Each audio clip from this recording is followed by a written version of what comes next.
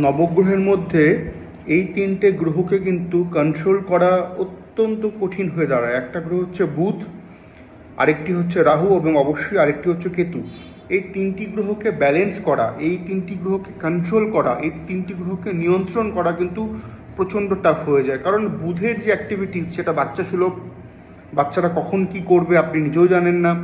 রাহুর যে অ্যাক্টিভিটি সেটা হচ্ছে কী করে আপনাকে চাপে ফেলতে পারে, নানা রকম মরীচিকা, নানা রকম লোভ প্রলোভন দেখিয়ে আপনাকে। কেতু কি করে, একটা ভালো সিচুয়েশনকে কিভাবে পুরোপুরি বিগড়ে দিতে পারে কেতু সেটা পুরোটাই জানে, বা সেই নেগেটিভ প্রভাব ফেলতে কেতু কিন্তু সিদ্ধহস্ত।